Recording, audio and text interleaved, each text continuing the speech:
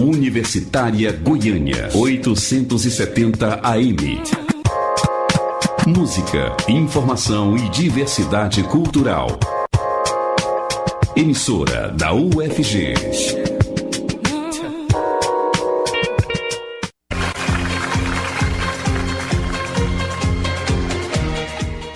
Classificado. Seleção brasileira joga bem e elimina os mexicanos da Copa do Mundo. Dia de Neymar. Atacante do PSG brilha e é decisivo contra o México. Show de defesas. Com 2 disputas de pênaltis, o domingo foi o dia dos goleiros serem protagonistas. O adeus de Iniesta. Craque espanhol se despede de La Roja com um jogo dramático.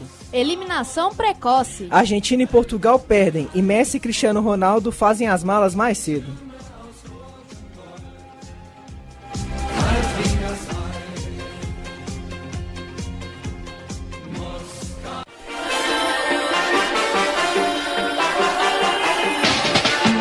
Começa agora o Estação Rússia, o debate diário sobre os acontecimentos da Copa do Mundo 2018.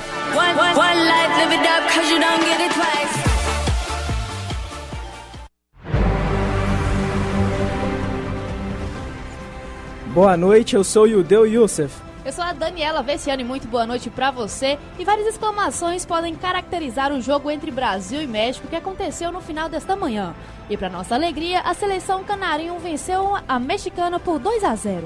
O México começou a partida com a marcação adiantada, com domínio das melhores ações e pressionando a saída de bola dos brasileiros, mas bastaram 2 descidas do ataque da seleção pentacampeã para que o técnico Juan Carlos Osório adotasse uma postura mais cautelosa. O primeiro tempo ficou marcado pela forte marcação das equipes, com os brasileiros no comando das principais ações ofensivas. O goleiro Ochoa começava a se destacar pela equipe mexicana, enquanto Neymar movimentava-se pelo ataque em tabelas com o meia William. Logo no início do segundo tempo, ficou clara a mudança tática feita pelo técnico Tite. Aos 6 minutos da etapa complementar, Neymar tabelou com William e apareceu de carrinho na pequena área para marcar Brasil 1, México 0. Apesar da apagada atuação do meia-campista Felipe Coutinho, presenciamos hoje uma ótima atuação do William. Por várias vezes ele conseguiu alternar boas jogadas de ataque, o que fez parecer o goleiro Ochoa como o principal jogador do México. Aos 44 minutos da etapa complementar, o atacante Firmino substituiu Felipe Coutinho e Gabriel Jesus foi recuado para compor o meio de campo. 2 minutos depois, Neymar chutou a bola, tocou no goleiro Ochoa e sobrou para Firmino empurrar para as redes. Fim de jogo desta rodada de oitavas de final, com a seleção brasileira avançando pelo placar de 2-0. Destaque para a boa atuação do William, a evolução física e técnica do atacante Neymar e o chamado dedo do treinador, que novamente acertou nas alterações que foram feitas. Às 3 da tarde, foi a vez de Bélgica e Japão entrarem em campo para a disputa de uma vaga nas quartas de final da Copa do Mundo. A poderosa geração belga era sem dúvida a favorita de qualquer bolão. No entanto, a seleção japonesa foi guerreira e não facilitou a vida dos europeus. Dona da melhor campanha da fase de grupos, a Bélgica viu o Japão abrir 2-0 em 6 minutos e ficar muito próximo da classificação. Araguchi e Nui marcaram para a seleção asiática, porém o jogo físico dos belgas foi superior. Em um intervalo de 5 minutos, os Diabos Vermelhos chegaram ao empate com Vertonghen e Fellaini. E quando tudo parecia se encaminhar para a prorrogação, veio o gol Salvador. Chadli, aproveitando o contra-ataque, marcou o terceiro e garantiu a classificação para a próxima fase do torneio. Sendo assim, a Bélgica vai ser o adversário do Brasil nas quartas de final da Copa do Mundo. Vale destacar que Thierry Henry, o francês carrasco da seleção brasileira no Mundial de 2006, é o auxiliar técnico de Roberto Martínez e responsável direto pelo treinamento dos atacantes belgas. Então agora vamos começar com as nossas comentaristas aqui. Tá aqui com a gente hoje a Tandara Reis e a Rawane Rocha. Muito boa noite para vocês. Vou começar aqui com a Rawane sobre essa atuação que o Brasil teve hoje, né, Rawane? Já observamos uma enorme diferença dos outros jogos do Brasil.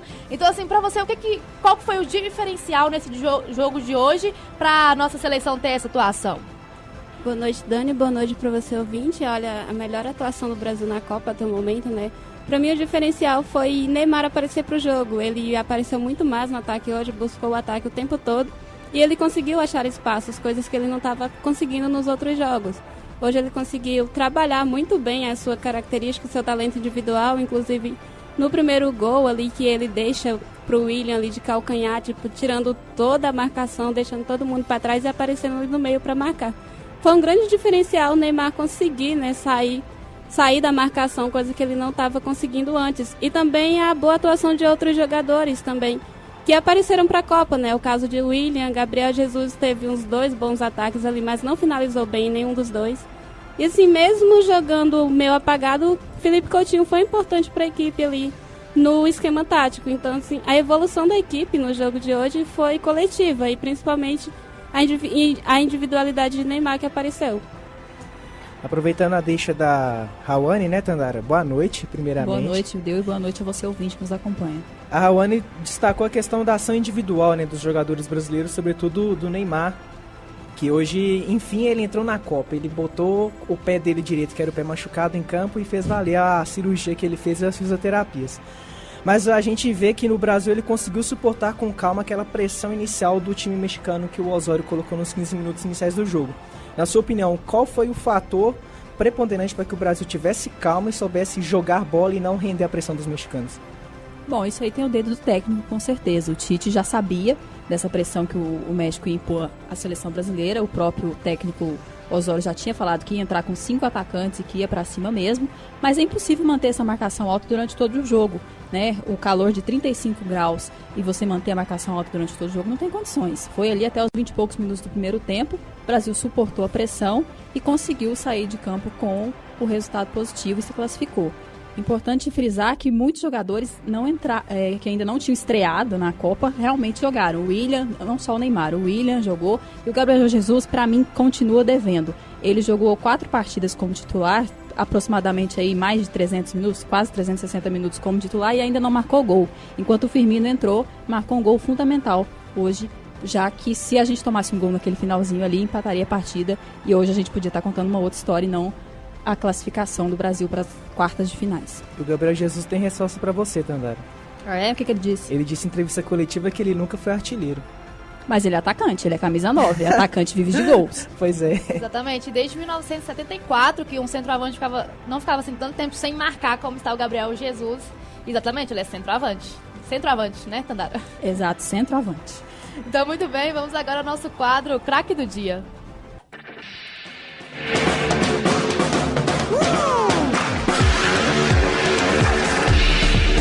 Craque do Dia.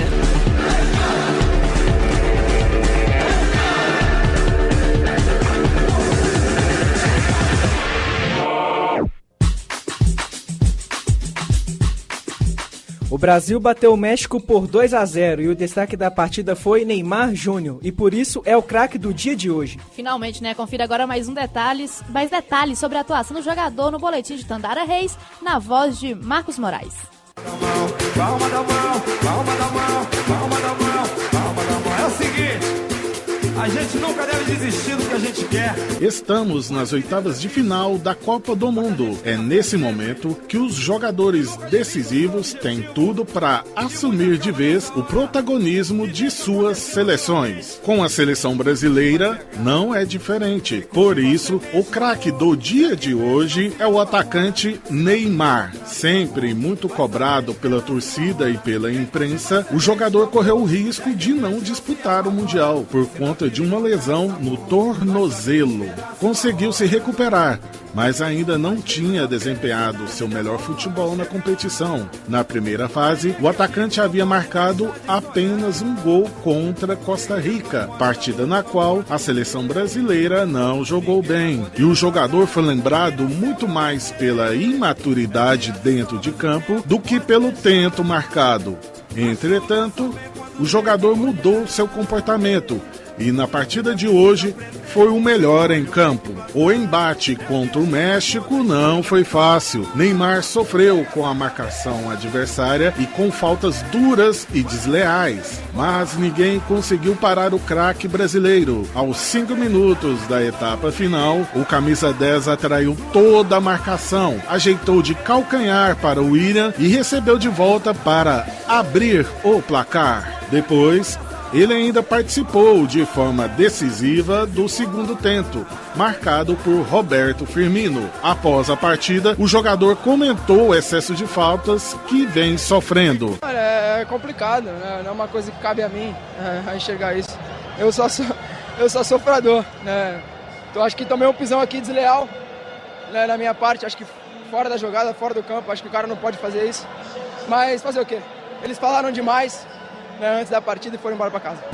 Com faltas ou sem faltas, o menino de Mogi das Cruzes, revelado no Santos, já mostrou que, diferentemente de Messi e Cristiano Ronaldo, ele assumiu a responsabilidade e continua vivo na Copa do Mundo. Boletim de Tandara Reis, na voz de Marcos Moraes, para o Estação Rússia.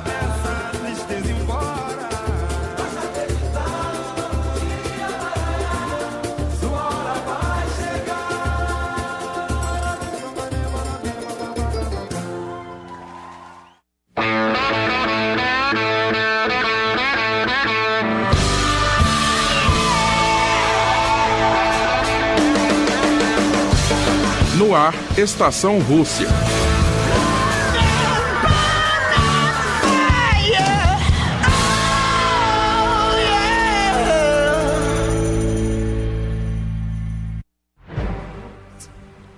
E no domingo, mais 2 partidas deram sequência ao mata-mata, com os goleiros sendo decisivos e a zebra dando o ar da graça no Mundial. Espanha e Rússia duelaram em Luzhniki e os donos da casa levaram a melhor sobre a Fúria, em tarde heróica de Igor Akinfiev e de tic-tac sem objetividade. Os espanhóis abriram o placar com um gol contra de Ignashevich, que se assustou com Sérgio Ramos. Dançando o Waka Waka, Piquet meteu a mão na bola dentro da área e o juiz assinalou a penalidade. Zilba, o soldado russo, bateu com categoria e deixou tudo igual. Nos 90 minutos e na prorrogação, a igualdade no marcador permaneceu. Então só restava aos espanhóis e russos a marca do pênalti. Na hora da verdade, o goleiro Ankfev brilhou nas penalidades com defesas em cobranças de Coque e Aspas. E De Gea, de quem tanto se esperava, não defendeu nenhum pênalti. E graças à perfeição dos comandados de Cherchesov, a Rússia avançou para as quartas. Já Croácia e Dinamarca se enfrentaram em Nizhny Novgorod. Os personagens do jogo foram os goleiros, que fizeram milagres debaixo das traves, em um jogo que teve ritmo alucinante. Com 4 minutos da primeira etapa, o jogo já estava empatado em 1-1. Com gols de Bright White para os dinamarqueses e Mandzukic para os croatas. Depois disso, o que se viu foi a Croácia tentando impor com dificuldade seu toque de bola às linhas da Dinamarca. Final de partida 1-1. Com os dois times cansados, veio a prorrogação e o empate só persistiu porque Modric desperdiçou uma penalidade que Peter Schmeichel defendeu. Porém, nas derradeiras cobranças de pênaltis, foi a estrela de Subasic que brilhou. O goleiro, ao pegar 3 cobranças, ofuscou Schmeichel, que defendeu 2, e de quebra levou a Croácia para as quartas de final. Encerrada agora essa notícia, vamos abrir para a rodada de comentários falando da zebra russa, que finalmente deu as caras na Copa. Rawane, o tic-tac espanhol ele encontrou dificuldade ante o jogo russo, né, que foi um jogo de paciência, que eles não se desesperaram mesmo saindo em desvantagem no placar.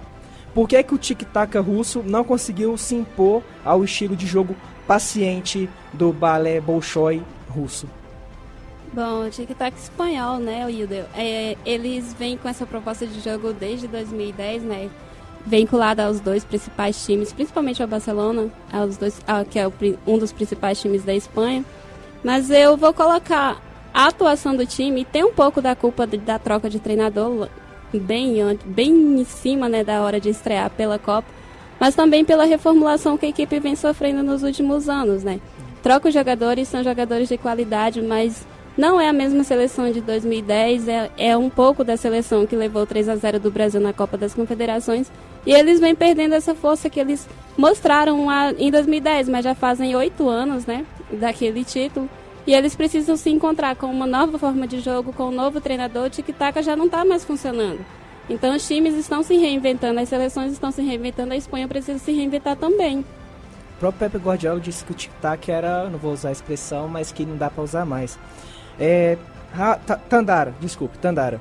A Croácia ela vinha de 3 jogos com 3 vitórias no grupo que era considerado o grupo da morte, porque tinha Islândia, Nigéria, Argentina, enfim, ela passou em primeiro lugar com 100% de aproveitamento e sem levar nenhum gol. A Croácia, ela, na sua opinião, frustrou com o empate nos 120 minutos de partida? Frustrou sim, todo mundo esperava uma grande atuação da Croácia pelo meio de campo que eles possuem, os grandes jogadores que existem na seleção croata, mas eu acho que também a gente não pode tirar o mérito da seleção dinamarquesa. O goleiro brilhou muito, defendeu um pênalti ali no segundo tempo da prorrogação e as linhas de marcação da Dinamarca funcionaram muito bem e acabaram parando esse qualificado ataque da seleção croata. O que podemos esperar de Rússia e Croácia, na opinião das nossas comentaristas? Bom, na minha opinião vai ser um jogo bem surpreendente, mas eu espero que a Croácia, né, pelo nível técnico, se saia bem melhor do que no jogo contra a Dinamarca, mas a Rússia já se mostrou uma seleção ali, não esperta, mas ela está sabendo jogar essa Copa do Mundo. Jogou bem na fase de grupo, jogou bem contra uma Espanha, conseguiu passar ali nos pênaltis, então segurou 120 minutos. Então não vai ser fácil para a Croácia, mas na minha opinião a Croácia tem nível técnico superior para conseguir levar a equipe para a semifinal. Olha, eu acho que a gente ter Croácia e Rússia disputando uma vaga na semifinal da Copa do Mundo já é surpreendente, visto que são dois países que não têm uma grande tradição no futebol. Eu não me surpreenderia se a Rússia passasse para a semifinal. Ela está embalada, conta com o apoio do torcedor e tem uma defesa muito sólida, um goleiro que sabe defender. Se precisar segurar o resultado e ir para pênalti de novo, vai dar trabalho, mas eu acredito que a Croácia vai passar pela qualidade técnica dos seus jogadores. Até porque essa Copa não tem nada mais pra ter surpresa, né? É zebra pra todo lado, gente. Então agora vamos ao nosso quadro Perfis.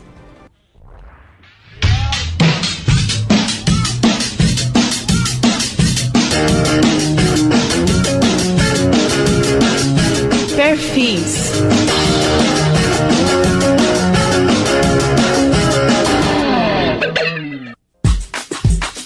Aos 34 anos de idade, o autor do gol que levou a Espanha à conquista do Mundial em 2010 se despediu da história das Copas. A Fúria foi eliminada ontem nas oitavas de final em confronto contra a Rússia. Com isso, Andrés Iniesta se despediu do mesmo jeito que fez em 2010, com bola na rede. Mas dessa vez, a sensação foi de tristeza. E por isso você acompanha agora um boletim sobre a trajetória desse grande jogador, com texto de Gustavo Mota. 11 de julho, Joanesburgo, África do Sul. O único gol da partida final, válida pela Copa do Mundo de 2010, saiu de um meio-campista com apenas 1,70 m de altura, Andrés Iniesta Lujan. Mas, para chegar até esse ápice da carreira, o jovem de Fuentealbilla, uma cidadezinha com menos de 2.000 habitantes, teve que jogar, e muito. Ele começou nas categorias de base do Barcelona em 96. 6 anos depois, o meia passou a atuar pela equipe principal. Na temporada de 2004 e 2005, teve papel importante na conquista da Liga Espanhola. Já em 2006, chegou ao topo na Liga dos Campeões. Naquele mesmo ano, passaria a atuar também pela equipe principal da seleção espanhola, onde começaria a fazer história. Considerado o maior jogador na história do futebol naquele país, Iniesta figurou em 2008 entre os 10 principais candidatos ao título de melhor jogador do mundo, concedido pela FIFA. Decisivo nas conquistas do Barça naquela temporada, Iniesta marcou contra o Chelsea aos 93 minutos da semifinal válida pela Liga dos Campeões. O episódio marcante entrou para a história do futebol europeu e ficou conhecido como Iniestazo. Pela Espanha, anotou o gol da vitória sobre a Holanda, que levou a Fúria à conquista da Copa de 2010, na África do Sul. Após a partida, foi eleito pela FIFA como o melhor em campo. Já pela Copa das Confederações 2013, chegou à final, quando perdeu para o Brasil por 3-1. Naquela competição, conquistou a bola de prata. No ano seguinte, os espanhóis foram eliminados da Copa de 2014 após sofrer 2-0 para o Chile. Apesar da derrota pela seleção, o meia seguiu bem cotado no futebol.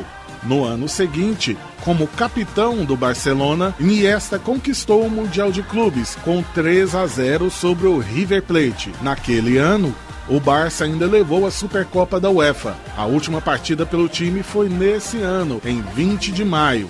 A vitória sobre o Real Sociedad por 1-0 foi a despedida de Iniesta, após 16 anos na equipe titular do Barça. Em 24 de maio, o espanhol assinou com o Vissel Kobe, time que disputa a primeira divisão do futebol japonês.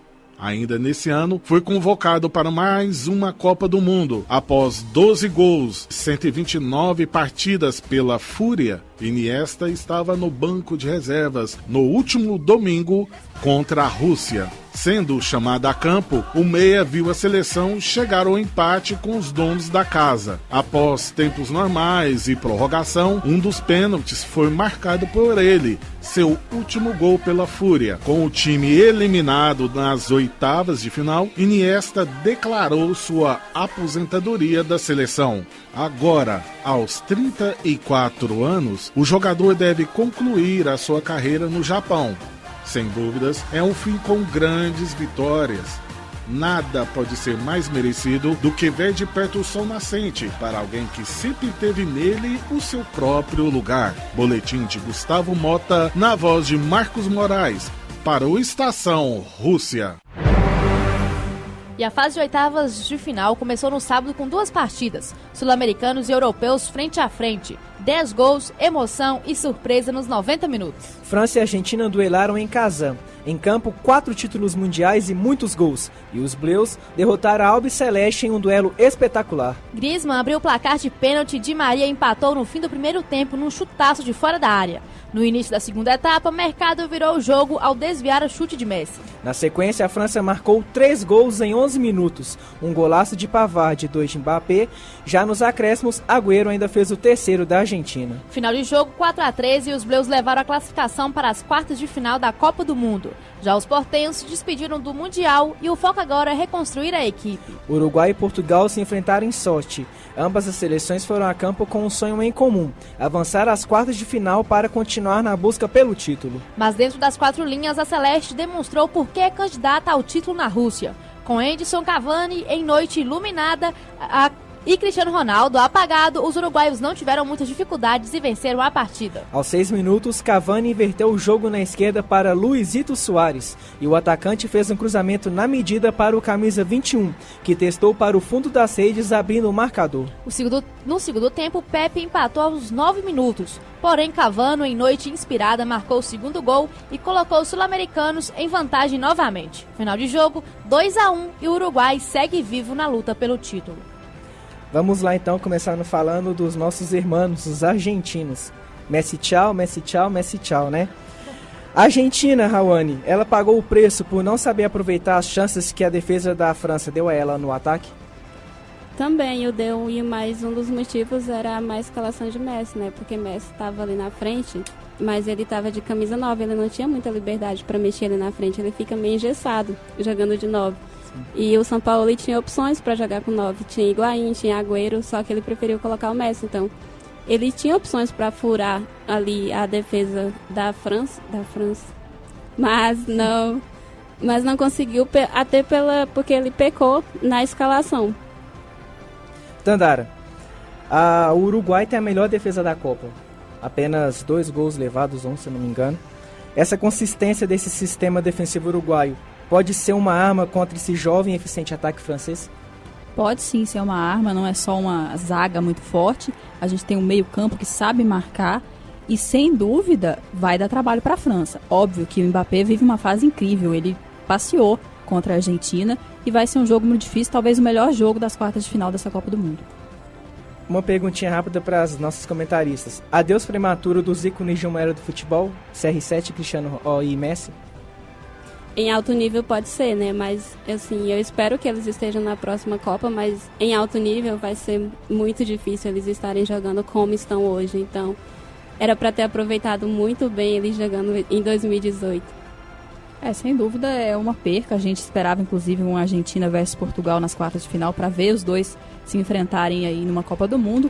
Mas o Cristiano disse que vai jogar até os 40 anos. E quem sabe, na próxima Copa ele vai estar com 38, quem sabe ele ainda joga, eu não duvido disso, o Cristiano é muito focado. Mas o Messi eu acho difícil, ele vem aí de uma sequência de frustrações na seleção argentina, acho complicado, acho que assim como o Mascherano, ele deu adeus à seleção nessa Copa do Mundo, mesmo infelizmente. Com a Copa América ano que vem? Até a Copa América, mas não sei, eu acho que o problema do Messi é psicológico mesmo. Ele não se sente à vontade na seleção argentina, não consegue desempenhar o seu melhor do seu futebol. A gente sabe da qualidade que ele tem, mas ele decepciona com a camisa da Argentina. Talvez por uma questão até psicológica, eu acho que ele não volta a jogar pela seleção argentina, não. Muito bem, amanhã tem mais jogos, então vamos ao quadro Bolão da Copa.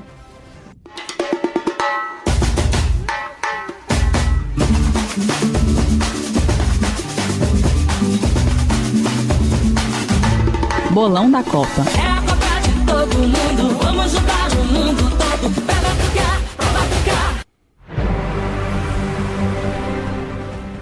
Suécia e Suíça vão duelar em São Petersburgo amanhã às 11 horas da manhã.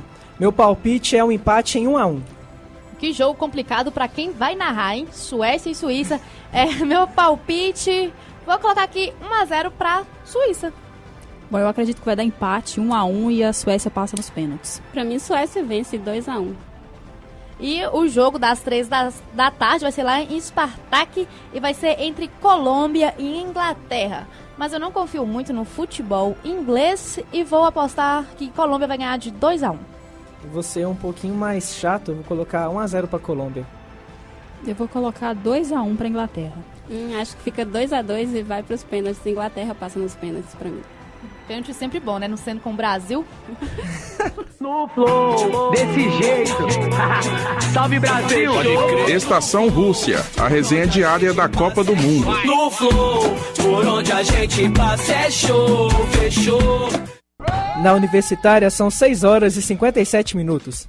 E chega ao fim a Estação Rússia dessa segunda-feira, dia 2 de julho de 2018. Com a coragem de Daniela Vessiani e Ildeu Youssef. Comentários de Rawane Rocha e Tandara Reis. Produções e reportagens de Marcos Moraes. Com trabalhos técnicos de Ana Cláudia Rezende e Thiago Damaso. A orientação é do professor Ricardo Pavan, com direção geral de Márcia Boarati. O Estação Rússia é produzido por estudantes de jornalismo da UFG. E para sugestões e participações, basta ligar para 35 21 19 36. Muito boa noite para você, ouvinte. Boa noite, Ildeu. Muito boa noite, Dani. Boa noite a você, ouvinte. O Estação Rússia volta amanhã às 6h30 da noite. Na sequência, você fica com o programa A Voz do Brasil.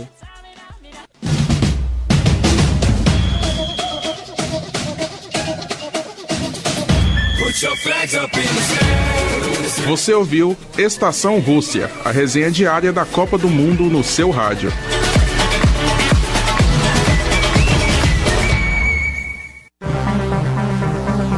ZYH 754, 870 kHz, AM. Rádio Universitária, Goiânia. Emissora da UFG.